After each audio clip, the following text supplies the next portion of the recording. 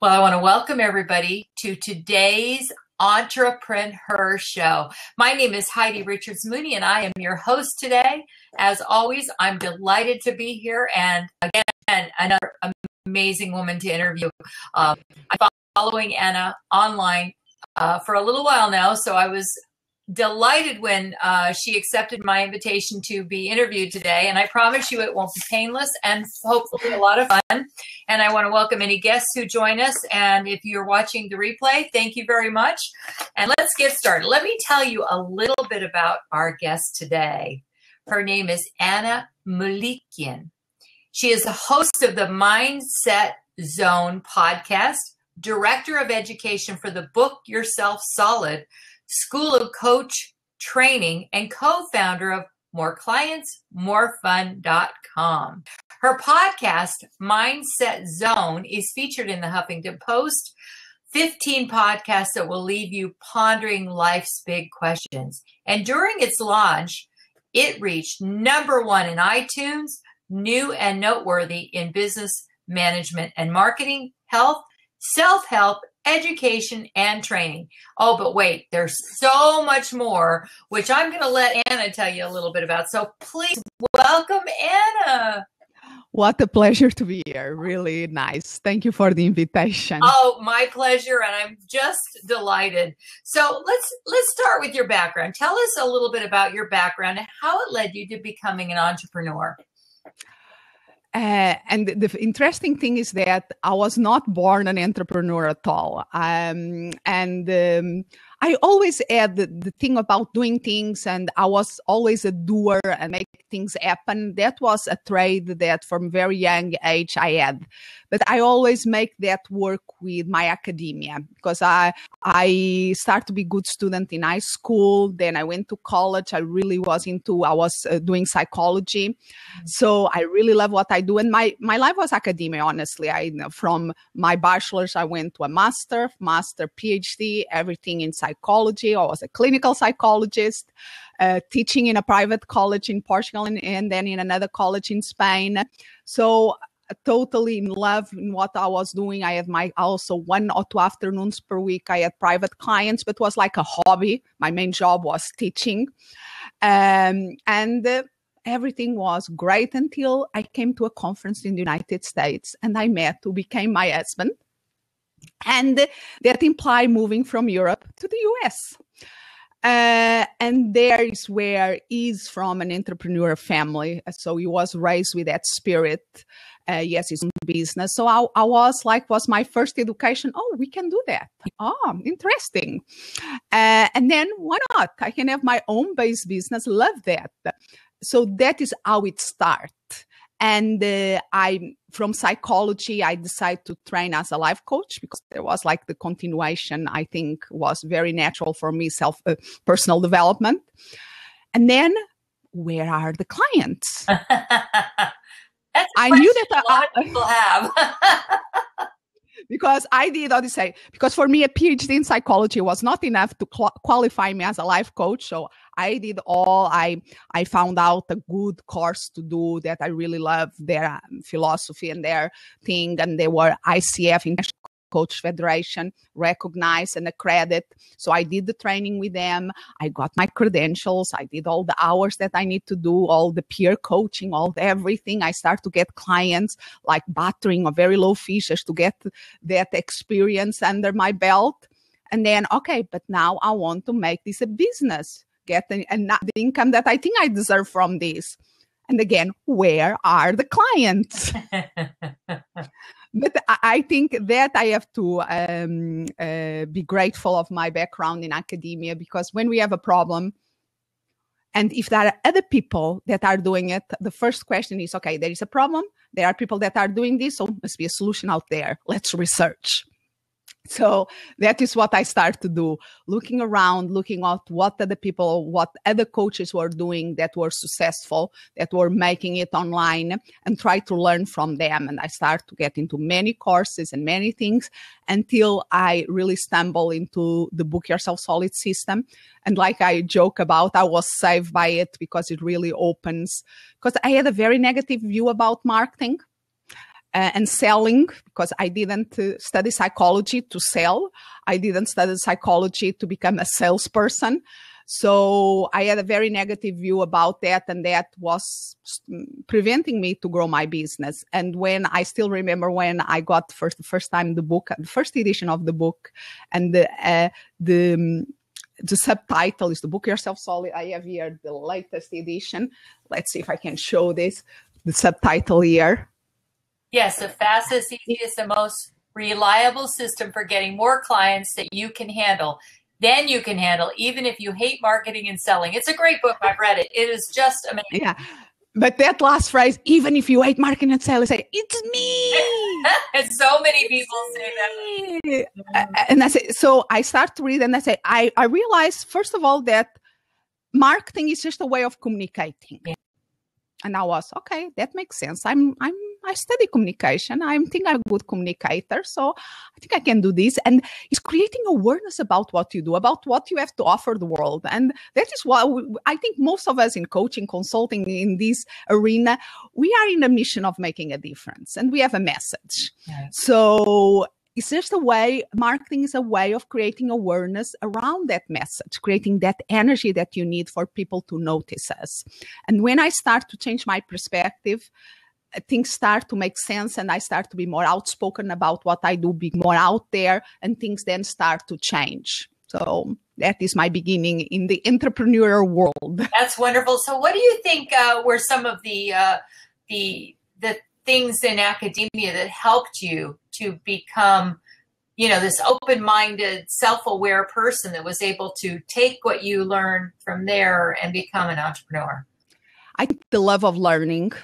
But that sometimes can work in a favor and against us. Yeah. But I think that is something very common in many coaches that I work with, from colleagues to clients, that we have this, most of us, this is not our first profession, it's the second or the third and so forth. And I think most people in my universe that I love will classify themselves as lifelong learners. They love to learn new things. And for me, learning is, if you say, okay, you cannot learn anything more starting from today, I say, what is the point of being here? Honestly, being on, even if I love the process of learning. And that was something that served me very well in academia. And also as an entrepreneur, but the other side, because sometimes things have like the flip side of it, that is so easy. Oh, shining object over there, right. Something new to learn. Let's go. And that is one, the need of keeping the focus when you know where you want to go. Okay, let's do for that. Now it's time to stop a little bit the learning, put in a pause. You know enough. You know enough. Let's apply that. Let's test it. And make it work. And then you can learn more. So that some self-discipline there was very helpful. And that's great advice, because I think people, become paralyzed by knowledge sometimes, by learning too so much that they don't have itself. I think it's lack of confidence. I think that could be the case. Yeah, and becomes is a very natural excuse, a procrastination excuse. I still have to learn this more. And and who is going to deny that it's important to learn things? I have to invest in this program. Of course, but okay, invest in the program. There is a phrase that I heard recently that I love. It's okay to get self-help. It's not so okay to get shelf help. Something that you buy and put on the shelf. Buy something totally. Part of the main part of my income comes from selling information products. So I buy a lot. So I'm very part of the cycle of the information products in both ends of the spectrum. But don't buy just to have it. Buy for using it, for applying, for see the results, and for build from there. That is the important thing. I've had that problem too, where I just get so excited about some product, if you will. And it's interesting because you and I have a similar background. I have a degree in psychology. That's my master's. However, I love marketing. I was total opposite. I found that the psychology part of it was a good tool, but it wasn't what I wanted to practice. But I loved marketing because I guess my bright brain, creative side really kicked in. So it's funny, but it's rare that you find someone who does love marketing. it takes them a while to learn to love it. I think most people don't go in loving it. They're really, like what you said, hate selling, and that's all a part of the process. Yeah. So, well, let me ask you, what is More Clients, More Fun? Why did you come up with that name? I love it. So this is also comes from collaboration. So from that beginning as a life coach, and then I found the Book Yourself Solid system. Then I bought the book. And then Michael Port, that is the creator of the system, of the Book Yourself Solid system, he started to do more online courses. I started to participate in these online courses. And he also opened a certification for people to become certified as Book Yourself Solid coaches. And I jumped into that because I was already doing a book club. And I felt, okay, at least I get, again, it's from academia. We like to have the certifications and that letters to add after our name. So I became a Book Yourself Solid certified coach. And because, again, I love to learn, I asked him, okay, can you do a good deal? And I say, another year, I want to really know this inside out. And he was amazing. And I started to work more with them, more with the team, to the point, to make a long story short, I became the director of education for the Book Yourself Solid School of Coach Training. Something that I love, that interaction with other coaches and teaching them the system. And from there, I really, I know many of the certified coaches, of course, and I like to collaborate with them. So if they are doing a webinar, if they invite me or for a podcast or something like that, I'm always, if I have time, saying, yes, of course, I will be there for and things start like that. Was one of these colleagues that became certified, that was starting his own business. And he had this brilliant intuition of that the Book Yourself Solid system work very well when applied to LinkedIn. Me being the specialist in the Book Yourself Solid, we did some workshops together where I was speaking about the Book Yourself Solid and he was speaking about how we could apply that in LinkedIn. And things start to work really from these 1-2 situations of collaborations. We say, okay, there is something here. So we decide, I had an online course on the Book Yourself Solid system. He had an online course of the of the LinkedIn. So we decide, okay, let's bring them together. And that is how it started. And then we were thinking, okay, how we are going to call this? And yes, it's about how to get more clients, how to enroll more clients. Is that what most coaches, consultants are looking for? And is what we specialize in. That we want to give our personal kind of bent to it. And more clients, more fun came out and say, okay, we like that. Let's stick with that. Is the domain open? Yes. .com is ours. So we have more clients, morefun.com. And that is the beginning, was about 1 year ago when we started with that project. Wow. And it's really amazing how much it grew in this year. That is so great. Well, congratulations. It is a great name. And I think that it you know what? I think when we get to be adults, we forget how important fun is. Yes. So, and you can have more fun if you have more clients, because you're able to do the things that you can afford to do, the things that you want to do. Is that dimension, and why? Because why we want to get more clients? It's not just to be busy. I think we can get. Yes, we want to make a bigger impact. We want to help more people, but we also want to bring some fun in our lives. And it's also we are like to also play with that more fun, because we really believe that the process of marketing and selling can be fun when it's based in the relationships, that when you work with people that inspire you, that energize you, looking for working with more people like them can be a fun process. So how did you find your partner? Because I know you have a couple of partners actually, right? Yes. So both of them. So let's talk about that one first. Paul McManus. So he's the person that he was one of the persons that I helped in the certification process as the director of education of the Book Yourself Solid School of Coach Training. And I kept in touch with him because he's a very fun person to be with. And we kept in touch. And he was the one that invited me to do a joint venture webinar together. And I say, yes. So we start to work together from that point on. So his background is very interesting because he was the CEO, was his mom that owned at the time. He was the CEO of office products company, between El Centro, that is between Phoenix and San Diego, there is this place that's called El Centro. That means the center, and it's really in the middle of nowhere. But he was, a very. But the interesting thing of these office product companies that the family owned there for 100 and something years. So was a really institution there, and for his family. And he was the CEO, and and he's joined the mentoring program of the Book Yourself Solid, and then he decided to become a coach, and he realized that what he loved to do was coaching. So he resigned from his CEO position, and I give him loads of brave credits for that, because he had a stable income. Everything was set for him there as long as he want. But he said, no, this is not my thing. I'm resigning from this. Wow. And I want to help other people in a different way. And at the time, he had another great personal story of having lost more than 100 pounds. I don't know now exactly how many. And he was with a health program that helped him to lose that weight. So he was teaching people to do that too. And then and he got Book Solid, applying the Book Yourself Solid system.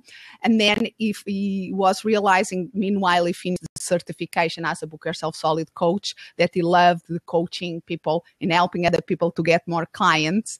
And so he transitioned to become a business coach and helping other people like coaches and consultants. And he found that LinkedIn was really a powerful medium. When we apply the Book Yourself Solid system to LinkedIn, we can really speed up the results. So that is the origin of it. So and then, go ahead. I'm sorry. Go ahead. And then we have, because now we are 3 people in this More Clients, More Fun. The team is 3 people. It's another Book Yourself Solid certified coach from Hawaii. That we met in person in one of the live events, and she's great energy, wonderful person, incredible, hardworking person, and clever and fast, and she always liked to learn new things, so was a perfect fit. And again, she started to help us in some projects, and then she's part of the team now. Wonderful. Excellent. And welcome, Mr. Wonderful. Looks like Mr. Wonderful just joined us. So then let's talk about how you integrate the Book Yourself Solid system into the LinkedIn program. What are some of the tips that you give to clients to make that work and to grow your business or grow your client base? Yeah. So the first thing that we have to realize is like the shift of perspective about marketing. So we like to start by saying, and if anybody goes to one of our free webinars, it's one of the things that I almost 99% of the times, if not 100% of the time, say in the beginning of the webinar. Marketing does not get you clients. And people go, what? And I repeat, marketing does not get you clients, at least not in a consistent way. And because the way that we understand marketing within the Book Yourself Solid framework is that the function of marketing is to create awareness about who you are and what you have to offer. Yes, it's essential. It's because some people are, don't have to do marketing. I was not saying that. But marketing has the very essential role of creating awareness that you exist, but that in itself, most of the time, is not enough. Right. Because from the moment that somebody become aware that you exist until the moment that they buy from you, there is the moment that somebody becomes aware you exist until the moment that somebody buys from you, there is a gap. And you have to have a plan to bridge this gap. And that is what the Book Yourself Solid does in an incredible way. We can make a person go to the moment of awareness until the moment that they buy from us in a very natural way. By building this bridge, what is made of is trust and credibility. And you build trust and credibility over time. So when you realize that there is a process and there is like a roadmap that you can take, help the people go from that moment of awareness, okay, this person exists. And because the first thing in their head is about them, it's like, can you, the service professional, help me get what I want? It's about them. It's not about you. They don't care that you have your own company, that you are the CEO of this company or the thing. Their question is, can you help me get what I want? And then, yes, they are going to check. If they think that the answer is yes, they are going to check you out. And then your credentials sometimes can be important. Your experience is important because it gives the credibility that you need for them. Okay, I feel that I'm in a solid foundation here, that this person works with people like me to help achieve the result that I want. And then that potential client, still a potential client, gives you the opportunity to earn their trust. And you can start to make sales offers that are proportionate to the amount of trust that you have earned. And then when it's the right time for them, they will ask for a conversation. And if you know how to price your offers and how to have a super simple sales conversation, that is the term that we use, we have a formula for that, then most of the times you book the business. And you can repeat this again and again and again. But you have to understand this process from the moment that somebody become aware you exist until the moment that they buy and how to bridge the gap. Excellent. Excellent. So then once you've started building that credibility and everything, what are some of the things you need to do with LinkedIn in order to make those things work together? Yes. So first thing has to do with that critical moment, create awareness. And this really, LinkedIn is very, very powerful for you to make your profile be seen by the right people. So if you know who is your target market, and if your target market, of course, in LinkedIn, if they are not there, okay, it's not a panacea. Your target market has to be there. But if it's professionals, B2B, any type of and high-paying professionals, there are many people there, to CEOs, to executives, to leaders, to other coaches. There is a beautiful universe of people, of professional people in LinkedIn. If they are there, because you can search for them for industry from specific company sites, there is ways that you can put your profile showing up to them.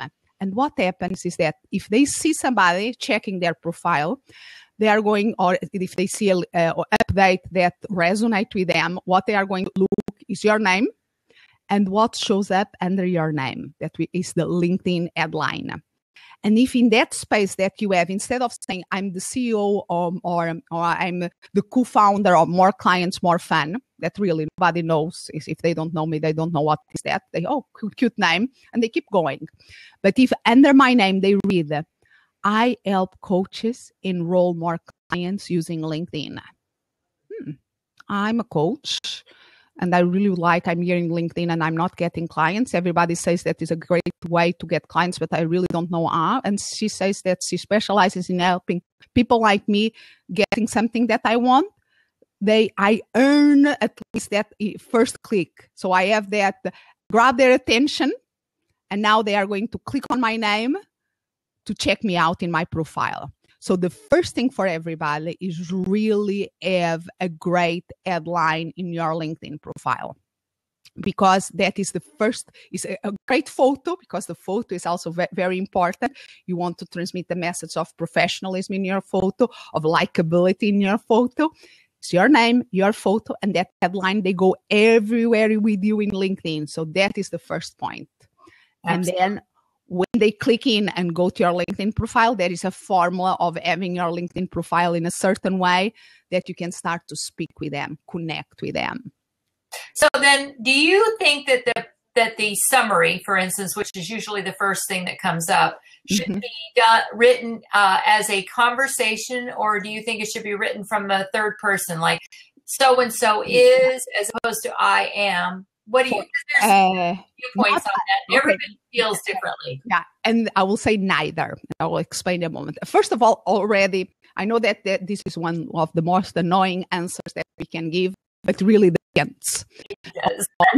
Target market, in terms of culture, if he's from here in the United States, he's from other cultures, so it depends.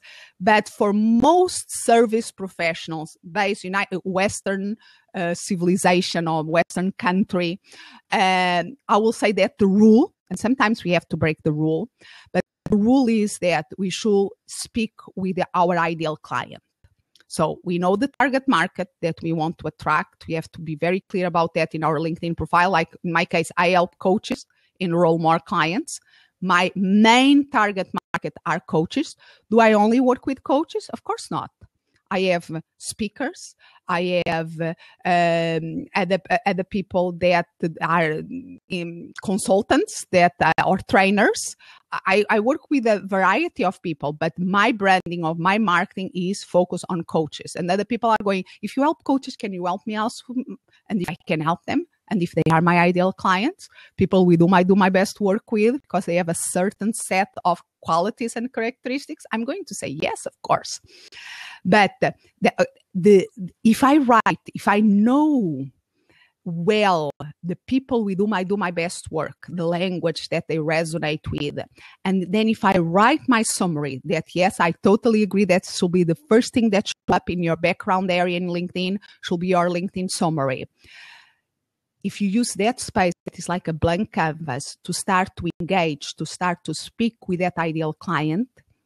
That is gold, but very important. And this is a very valuable tip. Don't start, I do this. Again, they don't care about you at that moment. They are looking, they have a problem, they have a desire, compelling desire about something, they are looking for a solution. So start by speaking about them. If you are a coach, you are an entrepreneur in a mission, start to speak about something about them that they identify with. And some people will not identify because people, but that I'm excluding other people. Great! You are not meant to work with everybody.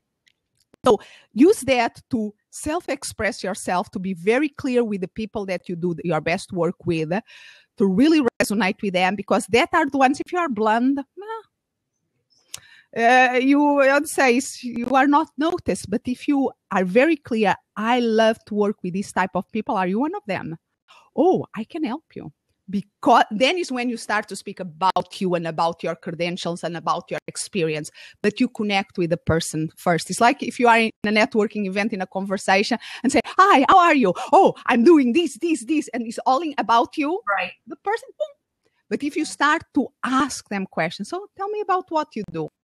Oh, interesting. And if you ask to engage, I love that area. Can you tell me more?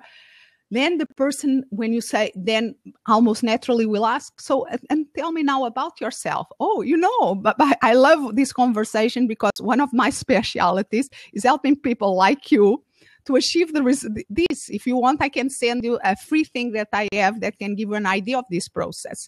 But becomes much more a natural conversation. So, and you know what? And you've said so many wonderful things in that short amount of time about branding and about, targeting the right people. I love what you said about networking because I think that's so true. I think one of the things, and I try to teach my clients this, is to be a good interviewer, because that's why I love doing these shows. I love to interview people. You really can find out really what's behind that person and what they're really about, and if there is somebody you want to do business with. So, and it is true. People will pay more attention to what you have to say after you've paid attention to what they've had to say. It's just natural. Otherwise, it just kind of goes over their head. Yes. Now they're really interested in what you do because you were so interested in them. So that's just some great tips, Anna. Thank you. And that is what we try to use LinkedIn, because LinkedIn, I have this theory for LinkedIn and all social media in general. Because again, thinking about my ideal clients, coaches that usually are very in-person people. They are people, they love to interact, they love to communicate, they love to help. And they are usually very high in emotional and social intelligence. If you put them in an in-person event, they know how to read the room, they know how to interact with people, they are very aware of that. But you put these same amazing people in the internet, it's like their emotional intelligence coefficient goes. And what happened? They lose the track that social media is just another way of communicating, and it's not if somebody send us connection request, and the first thing that we answer back is, "Hey, I have this to sell." It's like, oh, okay, I just hello, say hello back. How are you? So start a conversation, because they will never do that in an in-person event. Exactly. Well, and most people don't know how to converse socially online either. So It's so true. You have to pay attention to what other people are saying, just as in person. And of course, what you say, you can, for instance, if somebody send me a connection request in LinkedIn and I accept, I ask them, just curious, why did you send me the connection request? So I make things strategically to start a conversation that in some cases can lead to a sales conversation. But I go out and say, but let's go one step at a time in the process. Right. So, yeah, because I've reached out to a lot of people on LinkedIn and I've connected with them, and I usually have a very good reason for doing it. A lot of times it's because of the type of work they're doing. I'm more interested in it. Maybe not because I want to hire them or anything. Oftentimes it's because people like you, I want to interview them. And I like to meet people that are different than me. I don't like to be surrounded by everybody who's just like me, because that's boring. You know, I learn best from people who are much different. My mother always said, surround yourself with people who are smarter than you, and pretty soon you'll be pretty darn smart. Yes. And she was right, you know. So we have a question from the audience, so I'd like to say that out loud. It's, what about tips for using LinkedIn Slideshare? Do you have anything to comment about that, Anna? The Slideshare is a great tool visually. So LinkedIn is really trying to integrate lots of visual elements. And now you can even also, besides Slideshare, you can put YouTube videos, for instance, in the media section. For instance, in the summary, you can put, or even in Pulse, that is the blog platform in LinkedIn, you can write something and embed a Slideshare or embed a YouTube video. So it's really powerful. So because we are all about, most people that I work with are solopreneurs, one-person business. Sometimes they have virtual assistants, very small teams. So we really have to develop the art of reusing, repurpose of our materials. So if you have things in Slideshare, yes, please reuse that. If they're the same context, the same area that you are promoting yourself in LinkedIn, you can totally use it, and it's very powerful. Absolutely. Well, good. Yeah, and nowadays they are the LinkedIn bot Slideshare, so they really make it easy for us to integrate that. Oh yeah, you just go on Slideshare and it asks you if you want to share it on your profile, and it automatically shows up wherever you want it. I love that. Yeah. So wonderful. Yeah, and I recommend people use Slideshare a lot because, as you said, it's visual and it's easy. If you don't like to do videos, Slideshare is the next best thing. Yeah. Or something similar in a presentation format. And so you mentioned about I want to go back a little bit about the ideal client, because I think that's something that people do get a little bit scared of. And what I mean by that is they think you mentioned it, that, oh, if I only market to coaches, nobody else will think that I will work with them. And so can you elaborate a little bit on that? Like you said, you work with consultants and speakers and trainers. Okay. So an important thing is, again, I'm going back to my roots of the Book Yourself Solid system here. But we do, and Michael when he wrote the book, I always say that he must be struck by a genius, marketing genius muses, because I already deconstruct the system several times to create training material and to create my own program and then put it back together. And there is so many points that everything connects, and it's amazing. So it's let me go out of my soapbox here, because I really love the system. But one very helpful thing is that the differentiation that we do between an ideal client, the target market, and the niche. So first of all, we have to have crystal clear who are our ideal clients. Who are the people that inspire us, that energize us, and above all, that allow us to do our best work. Because two magical things happen when we are doing our best work. One, people are talking about it. And can you think about the more powerful marketing that people speaking about our best work? Because it's going to be the person that we are working with directly. It's going to be the people that surrounding that person. So that is extremely powerful. And second, we are loving almost every minute of the work we do, because what do you say? And of course, we cannot.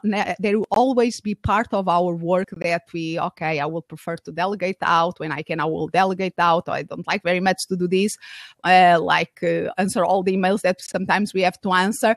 But if we like most of the things that we do in our day-to-day, in our work, that's not why we become entrepreneurs and our own bosses, to do what we love, then we want to do more about it. Yeah. But if we fill our calendars with people that drain our energy out, that bore us, that just see their name in our calendar, we go, oh God, again. I've got those clients. I don't have anybody like that. Yeah, but sometimes if people don't have a filter and be very clear to attract the right people, then they can attract. It's not that they are bad people, because then you also have people, but they are good people. And yes, they are wonderful people, but there will be another service professional that love to work with them. For instance, I personally love to work with people that they call themselves technologically challenged people. They call themselves like that. They say, oh, computers and technology and the what is that of double confirmations and the double opt-in. I don't understand nothing like that. And some of my colleagues say, oh, that drains my energy working with a person like that. And I said, oh, send them to me. I love to teach them that. So there will be somebody out there that a match. So you just have to be, if you know what are like the 5 top qualities of your ideal client, and in all your marketing, you are speaking to those qualities. I like to work with people that are making a difference, that want to be a change in this world. So I speak about that. And if somebody that just want to increase their income for the best reason in the world, because they have their family to raise and they want to give the best to their kids, is very honorable, and they need to create more income. I'm not judging, but I love to work with somebody that is in the mission of changing the world. Yes. And I'm very clear about that. I try to be very clear in my marketing about that. So that is where you should draw a line in the sand. I want to work with this type of people because I do my best work with them. I was my best work with people that are creative somehow, that are a little bit right brain. They recognize the value of the left brain, but they love they are a little bit not linear in their thinking, and they need somebody that gives them a structure, and I can help you on them, and they appreciate that are driven because they really want to.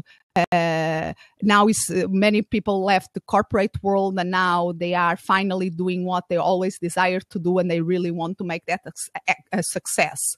So that is the first thing. Very, very, very clear of the qualities of your ideal client. Also, equally clear about what I call the red flags. The things that if you see from the beginning that these people are going to drain my energy, so let them go. Let them go. The universe will take care of finding somebody that can work with them. You focus on the people with whom you do your best work. So ideal clients that are different than target market. Because if one is a question of principle, the ideal clients, working only with ideal clients, target market is a practical thing. Just practical. You need to know where to go to find clients. You need to narrow your focus because, like I said before, most of us are solopreneurs or have a very small team, so limited resources. So you need to know where to focus your marketing energy. And that is what the target market allows us to do. Focus our energy. I always give this image, or I love to give this image, that most solopreneurs are, the incandescent light bulb, like the old Edison kind of bulb that now will be extinct soon. But if you imagine like a night light, the old light night, like a 4-watt bulb, electrical bulb, and you could look, there is the filament inside it that is like that little line that goes from one top to the other. And when it's a night light, you can look to it. It's beautiful. It's like a fire burning inside, and that creates that beautiful glow and that beautiful light. That is how I see most of my clients and myself in the beginning too. It's this beautiful light, a fire burning inside.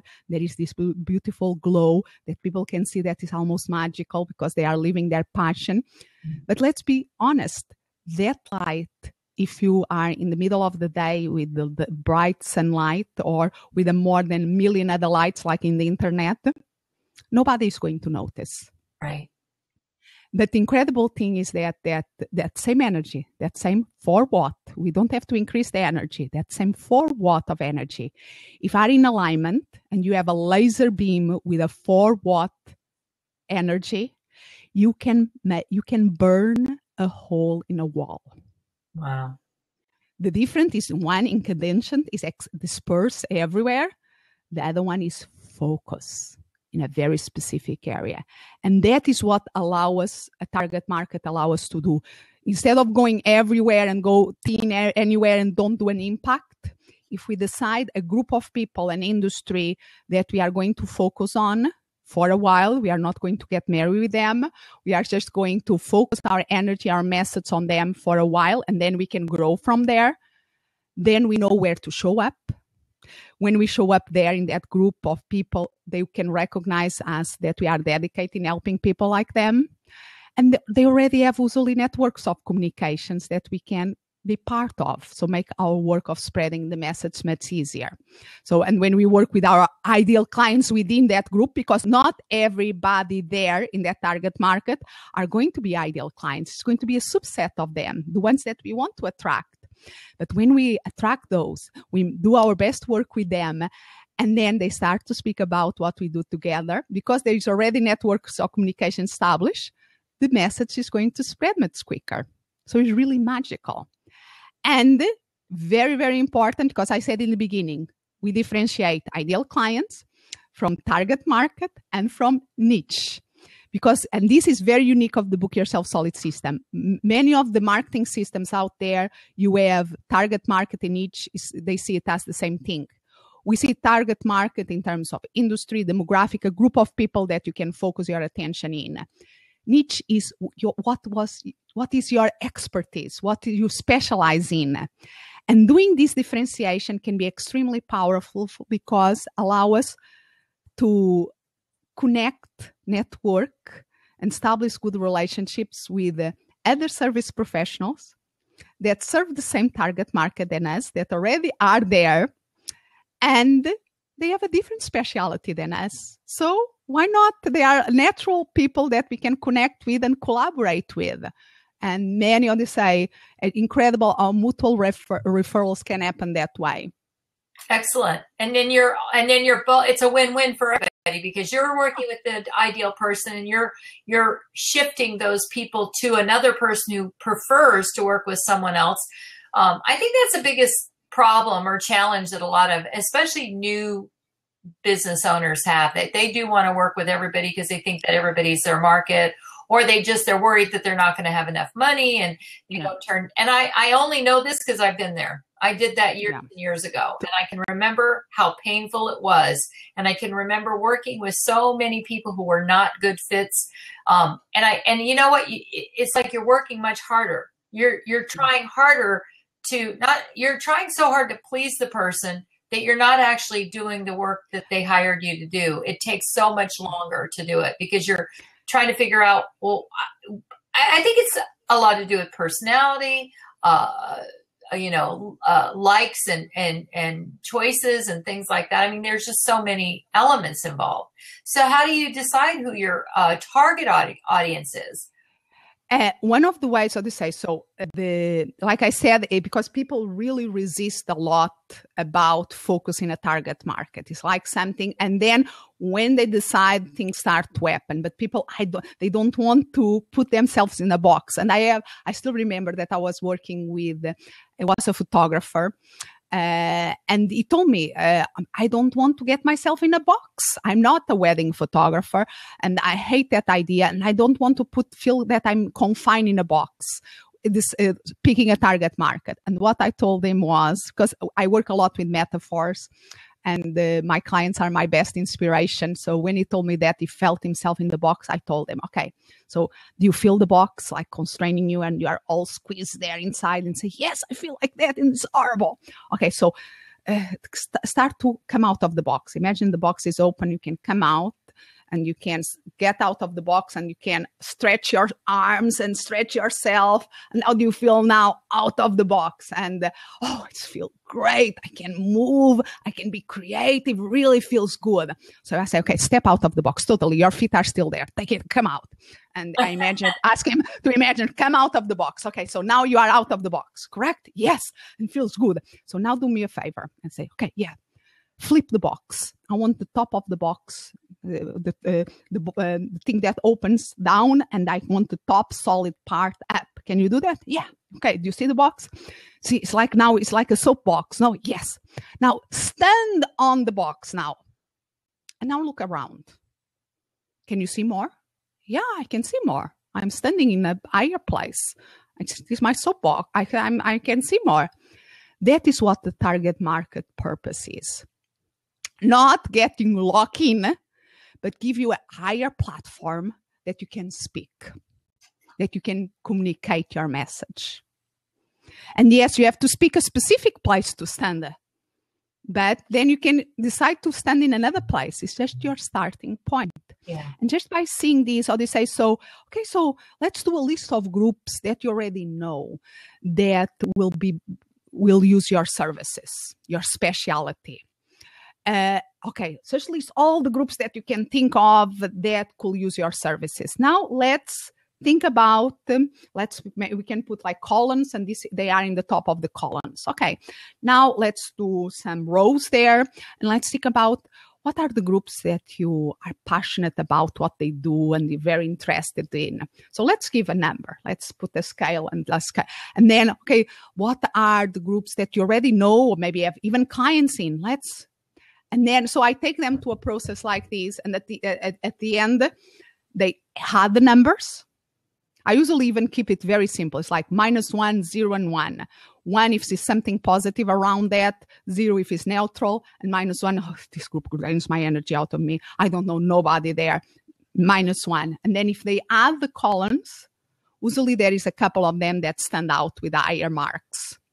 And you say, okay, now flip a coin. Any of them will be good for you, for your starting point. Just do it. And then they can always go to number 2 and number 3 and number 4. Totally. You can grow. It's like the message. I always say, okay, you know Starbucks. Yeah, of course I know Starbucks. Do they start like they start today, or do they start with one store in Seattle? Oh, they start with the store in Seattle. Flavors instead of 300 flavors, exactly. And then it works. They make it okay. And now now let's open another store, or let's increase the size of this store. There are different ways of growing. But you have to start somewhere. It's like build a fan base. I think you build that base of raving fans that do nothing but sing your praises. And once you've done that, then you can multiply that much easier because you know how that happened, or you can analyze. You may not know sometimes. Don't know how it happened. They're just like dumbfounded, but they can go back and look through the steps that they took and then figure it out, or use a coach, which is when a coach another reason a coach comes in so handy, because sometimes we do not see what we're doing ourselves, but a coach can see that. So benefits of a coach are great. And coaching is I think coaching, I personally have my coach, and I think all coaches should have a coach, because we always have blind spots. Or a mastermind group doesn't have to be necessary. A coach can be a good mastermind group, but you have to have people that help you to see your blind spots. Absolutely. I love my masterminds. I'm in a couple of them, and I over the years, I think I've been in 12 or 13. They are just the most phenomenal. And I love my coach too.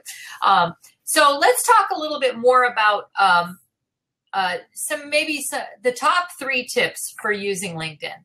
What would be your top 3 tips? So first, see it as a place to connect and communicate and develop deeper relationships with other people that you enjoy. So see it as a place that can be fun to be and to spend time on. So it's changing our framework. Change your mindset around LinkedIn. That is the first essential step. Then second tip, really think about your LinkedIn headline to speak with the target market, the people that you want to reach in LinkedIn. And we use this formula. I help this group of people, target market, achieve, get in something that is the number one result that you can help them get and they are looking for. In my case, I help coaches enroll more clients. Very simple. So if you do that with that formula, you are communicating something with people that I help this group of people to get these results. So that is tip number 2.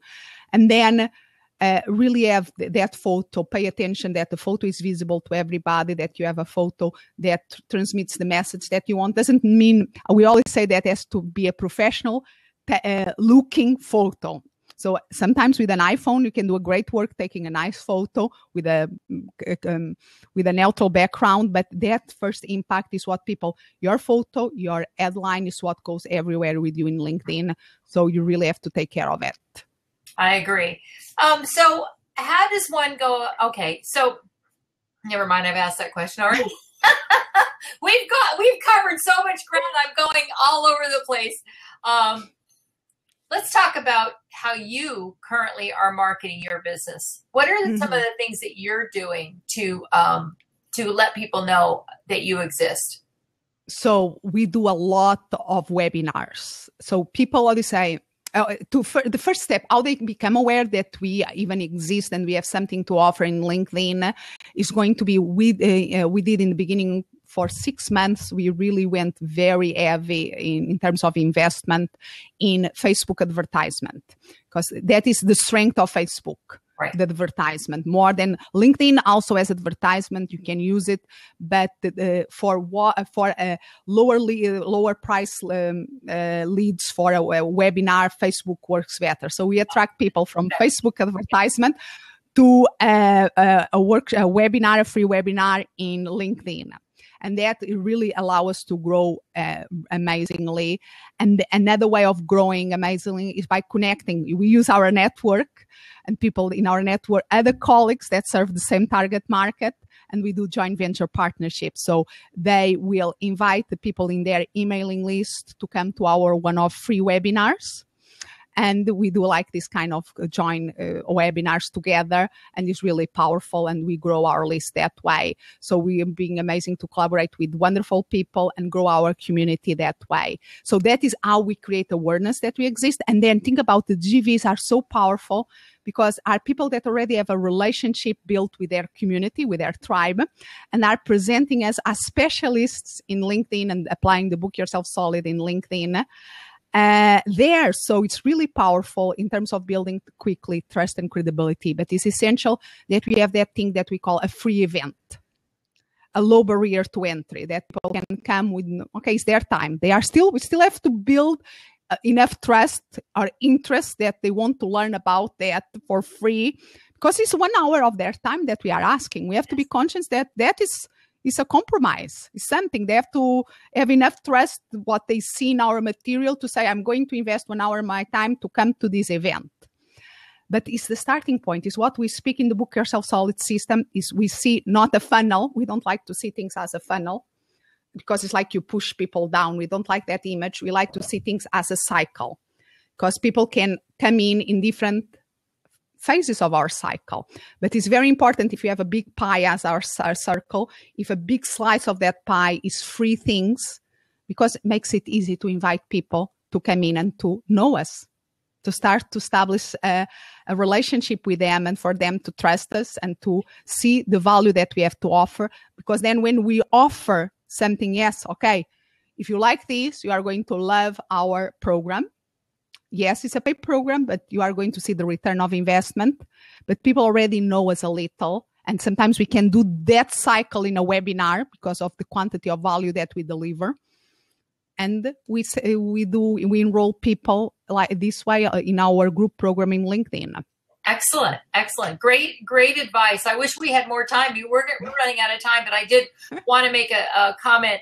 Walter mentioned that he says, I believe that before someone starts to build a business, it's to start building relationships first in your target market.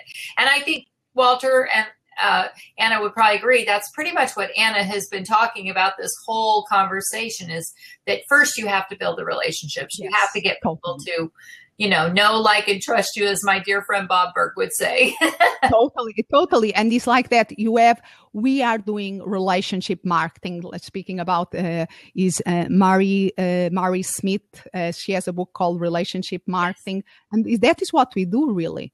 Our service professionals, we love to help people, and we will build our business to building relationships. Absolutely. Great advice. You've had such great advice. Let's talk about what's a typical day like for you. Okay. So I work from home. You are seeing my home office. I think some of you saw my husband go back and forth. This office is next door there. So he runs a real estate business from home. So it's also nice. So my morning, so I have a 7-year-old daughter. So that is the family context, the context. So I wake up first thing, prepare my daughter to go to school. She go out to school that she loves, and we are very happy about that. And then both of us start our work day. It's my husband that usually drives us to school, and I have my breakfast usually after she leave. I have my breakfast, and then I came here, and I like to. I have to be honest, I check my emails before I sign my iPhone during my breakfast, most of the time. So it's a way, honestly, I know that is not productivity experts saying that is not the best thing, but for me, it's like a coffee. I wake up. Gets me awake. But when I sit in the computer, I really try to use my to-do list in a very strategical way. I have a to-do list in Evernote, and I put at the top of my to-do list my priorities for the week. So what are the 3 things that I want to accomplish that week? And I have that at the top of my to-do list, because then I can ask myself if the time if I have 10 items and I'm not managing to, what are the ones, if I have to what is the one that I'm going next? I look to my priorities, and that helps me to decide, because we have to keep that clear. Otherwise, everything becomes the same value, when the reality, not all to-dos are equally important. That is so true. That is so true. And then you can focus better, right?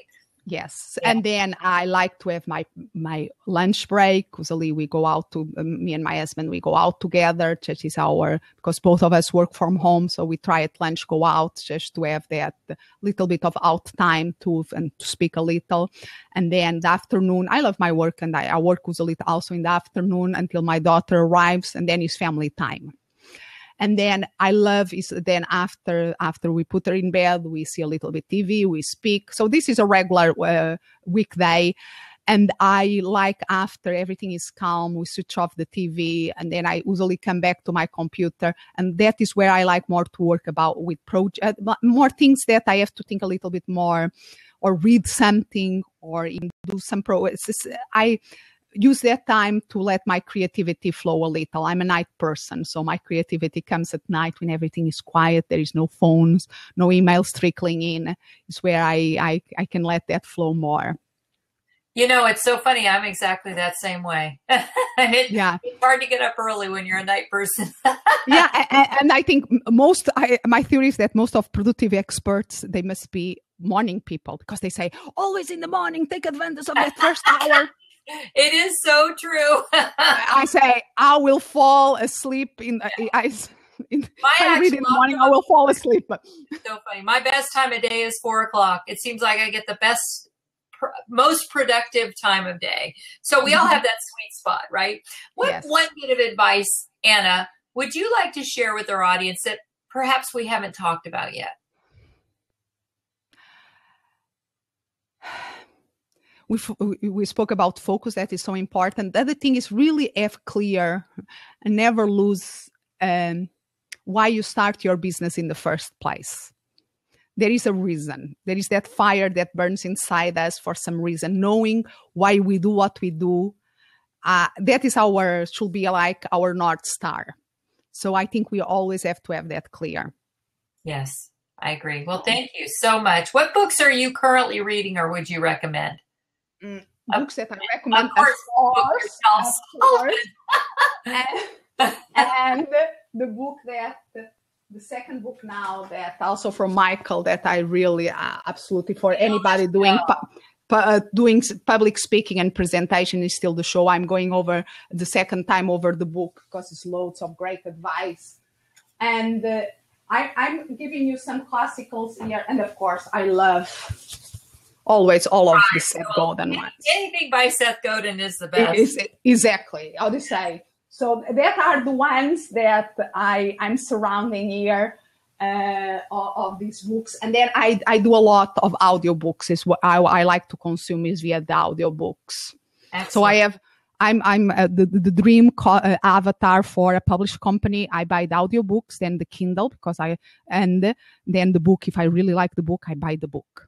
So isn't that funny? Well, that's wonderful. Well, all right.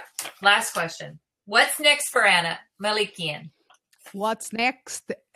Develop my own intellectual propriety, because it's so important. If I know in terms of why I do what I do, that I was speaking, I knew from the beginning why I would do what I do, but it took me some years to articulate it in a way that I think now I can take it to the next level. And my big why and what I stand for is expanding possibilities. Expanding possibilities for me, for my family, for my clients, for my friends. For me, it's all about expanding the possibilities that we have in front of us, that then we have to choose and go for what we decide to. So I have my own podcast that is called Mindset Zone. So if you go to mindset.zone, you can go to my podcast there. And that is where I want to focus more in the future and develop more things of helping people, what I call a mindset workout. We go to the health club to work out together, or we go to a yoga class to why don't we have this space in our lives that we go to work and to make it more flexible, our mindsets. That's great. And we'll definitely tune into mindset.zone. What's the best way for our audience to get in touch with you? So if you go to both my websites, mindset.zone or moreclientsmorefun.com. And my email, you just can email me, Anna at mindset.zone. Excellent. Anna, I wish we had a lot more time because I obviously didn't ask you all the questions that I had planned, but you answered a lot of them anyway. And I want to thank you very much for taking time out of your busy day. Time is such a precious commodity that we all have. So I really appreciate and honor that time together. So I want to thank you for being with us today. Thank all our guests for listening. Yes. Everybody who's watching the replay, Anna Melikian, she's amazing. Make sure you follow her everywhere. You're on all the social medias. Yes. But make sure you go to her sites and you can click on all those social media links. Anna, thank you again for being with us. Thank you. And time flies when you are having fun. It really does. So I want to say thanks and bye, everyone. My name is Heidi Richards-Mooney. You've been watching the EntreprenHer Show. It is a project of Women in E-Commerce, and I'm the founder of Women in E-Commerce, which is WECAI.org. Be sure and check us out as well. Bye-bye, everyone, and thanks. Have a great day. Bye. Bye-bye.